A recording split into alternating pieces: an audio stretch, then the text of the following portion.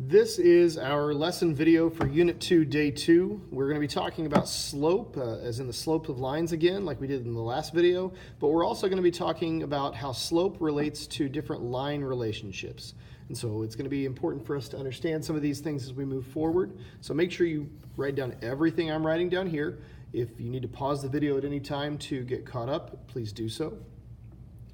All right, here's the first thing I want us to do. I'm going to put some lines on my paper here, and I'm going to want you to pause the video and copy them down. And we're going to talk about maybe some relationships between them and what their slopes would be. Okay, you need to have this copied down. So if you need any more time to do that, go ahead and pause the video or just kind of keep watching and copy as you go. But we're going to talk about the relationships between the slopes of these lines. Now, two of these lines have a slope that is positive. Which two lines do you think have a positive slope? That would be lines 1 and 2. Okay, they both have a positive slope. But if you look at line 3, it's very close to being vertical up and down, but it's not quite. It kind of slants down to the right a little bit more. And since it goes down and to the right in that direction, this would have a negative slope. Our rise is negative, our run is still positive. So that's a connection between these two, or we could do a comparison and contrast between those three. But then I also want you to think about this question. Of these two lines that are both positive, which one has a greater slope? Well, line 1 kind of gradually goes out. It looks less steep than line 2. Line 2 is a little more steep, so we would say that, sorry, ignore that. We would say line 2 has a greater slope than line 1. And so that's one way that we can talk about the relationship of lines and using their slopes to tell us that. Okay? And as we move along in our notes, I want you to take a moment to copy this graph down. I'm going to put it on the screen here in a minute. You'll need to pause the video to do that. All right, like I said, pause here to copy this down. But notice that my graph, my line goes from positive 4 down to negative 4. So my line itself for the y-axis, I've covered 10 grid lines. Okay. 1, 2, 3, 4, 5, 6, 7, 8, 9, 10. Actually 11, I'm sorry. It goes to 11 so that I can incorporate that. And then my x-axis goes across the page, and I've spaced these out to where they're about the same space apart as my lines here. Okay, so as long as it looks close to that, you should be good. And we're going to put a couple lines on this graph. Okay, I'm going to put two different lines on this graph. All right, first line I'm going to put is line 1 like this.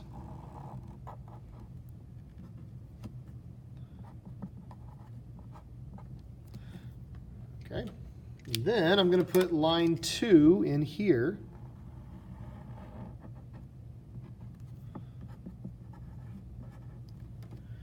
We're going to talk about what we notice about these lines. Okay, these are some special cases when we talk about the slopes of these lines. We're going to start with line 1.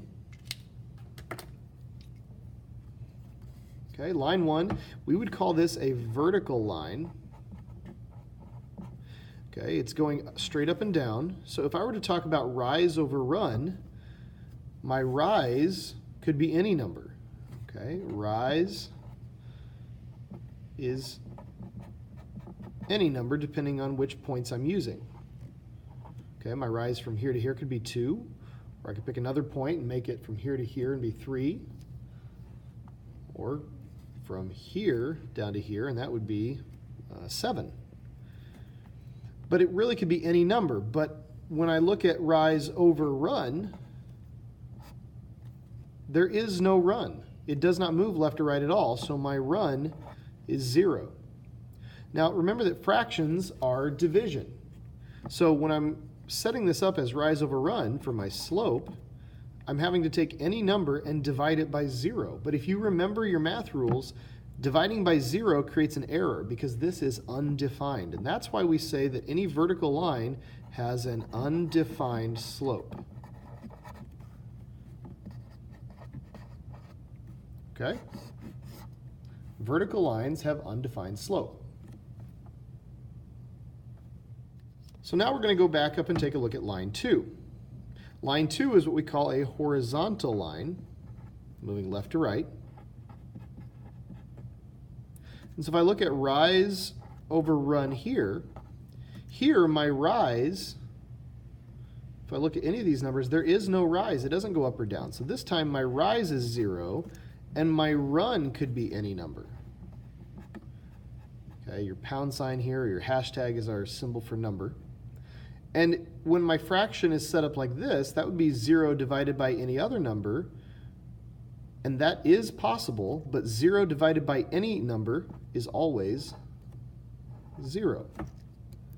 So the slope of a horizontal line is 0. Okay? So we're going to kind of move on and talk about another way we can use the relationships of lines. Okay, we're going to go ahead and do another example here. So I've had to start a new page. If you had room on the other page, keep going. Otherwise, turn to the back and start a new page. But I want you to copy this graph down. This time I've gone from positive 3 on my y-axis down to negative 4. And my x-axis still goes from negative 4 to positive 4. And it's kind of right in the middle of my page. And my tick marks for my units of measure here only are spaced out on every line on my paper. And so I kind of tried to match that horizontally about what I thought those same spaces were. If it's not perfect, that's okay. But we're going to draw 2 lines on here again. Okay, one line is going to go from this point here, which would be at negative 2, 0, right up there. Trying to draw my line as straight as I can. It's a little crooked. And my other line is going to go from negative 3 on the y-axis over here to positive 2 on the x-axis.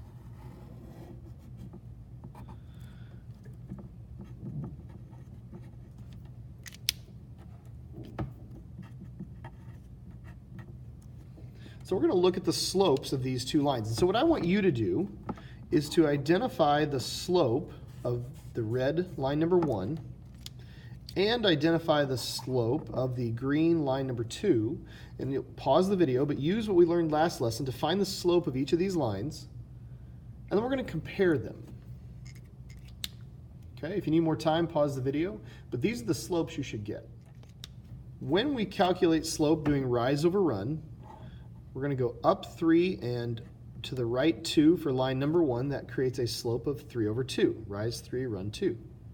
When I do that same thing for my green line, you'll notice I go up 3 again and I go to the right 2 again, which is another 3 over 2. So these lines have the same slope.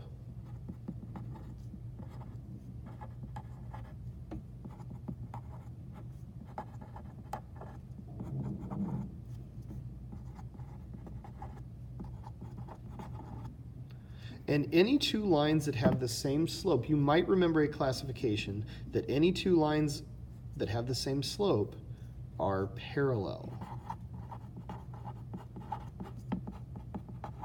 Now, even if you didn't know what that meant in terms of slope, you might have remembered parallel lines from a previous year where we learned that parallel lines never intersect. Sorry, started to misspell that. Never intersect. Or never cross. So these 2 lines would never cross. No matter how far I continued them along that pathway, if I was traveling in a straight line, they would never cross. Well, what we notice about parallel lines then is that parallel lines have the same slope. Okay, and that's going to be important as we move forward talking about slopes with other line relationships. And that's all the video notes I have for you in this lesson. We're going to practice some of these skills in class when you come in next week.